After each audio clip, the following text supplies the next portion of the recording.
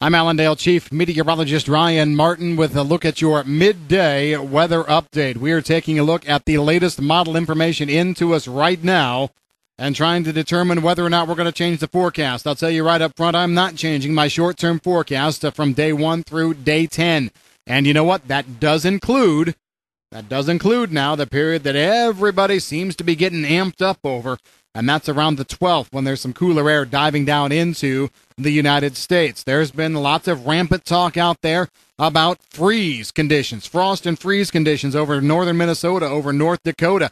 Problem is, computer models are disagreeing on the extent or the magnitude of the cold air. The GFS trying to front-run the European right now. Anytime you try and front-run the European model when it comes to a cold air outbreak, you're destined to get your butt handed to you. All right? It just doesn't work well. The European always handles cold air better than the GFS. So that's one of the reasons why I'm not getting worked up about this just yet. Now, Canada, sure. We could see some frost conditions settle in over portions of southern Manitoba, western, southwestern Ontario as we go through next week, early next week. I'm not going to discount that at all. I guess I should say late next week, around the 12th into the 13th. Yes, some definite cool air there, temperatures 32 degrees or lower.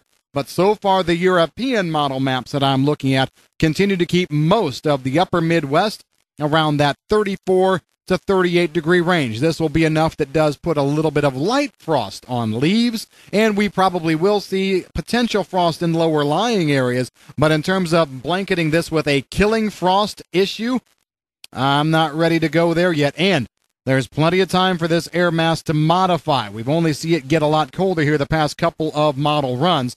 Most of the cold air seems to want to be pointed more toward the Great Lakes region, Quebec, upstate New York, places like that. So I'm just not ready to jump on this bandwagon just yet. If everybody else wants to, that's fine. We're taking the conservative approach, not seeing an issue right now. I'm expecting these models to warm slightly as we go over the next few days, and I'm going to keep frost talk out of my forecast update. Other than that, what are we seeing? Well, with regard to precipitation, honestly, I'm not seeing a lot of change here in the overall situation. Going to be watching as the front slowly works its way across the Corn Belt through the rest of this week. We had some good thunderstorms firing off earlier today, northern Iowa into southern Minnesota. You know what? Those actually have held together fairly well. Nice cluster of thunderstorms central to south central parts of Minnesota headed toward the Twin Cities, and then probably ending up in northern Wisconsin. Then you've got another batch that's held together quite nicely over Missouri. West central Missouri. This is to the south side of a warm front. So this has got the dynamics, the atmospheric dynamics helping it. That means it's probably going to stay together through the rest of the afternoon. So the rest of northern Missouri, maybe even into west central parts of Illinois, might be in line to pick up a nice round of showers and thunderstorms. But the cool front that's going to sweep through, still sitting back near Lake Winnipeg, and another low back in Montana. That's going to be the frontal boundary that moves through later this week. Still like our overall thought process there. Half an inch, well, let's just say 1 inch or less. Coverage about 60% of the region here as we go through the end of the week and into early weekend. Then as we go through early next week, we're going to be watching as another frontal boundary tries to get going off to the north and west.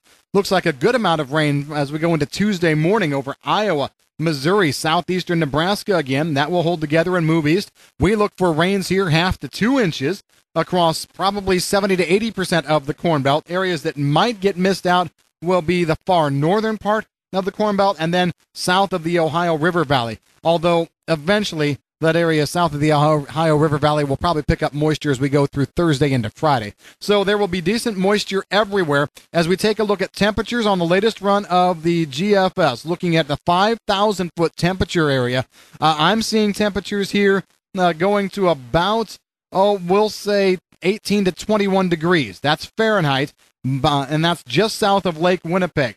So we're going to be seeing temperatures at the 5,000-foot level around 32 degrees, dipping all the way down into the central part of Iowa. Again, that's at 5,000 feet. If you take that air parcel and you move it, meteorologically, I could get into the technical terms, but let's just not do that. But if you take that and move it down to the surface, that still should yield temperatures that are significantly above freezing, the way it looks to me. So I'm going to keep an eye out for maybe some light frost as we go through early Friday morning the 12th.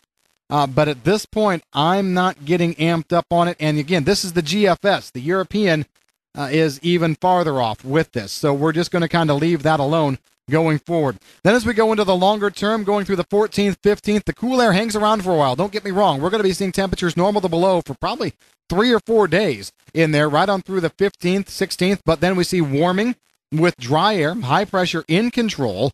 And I still look for that third system that we were talking about 24 hours ago, staying farther south. That leads to a drier long-term forecast here going through mid-month.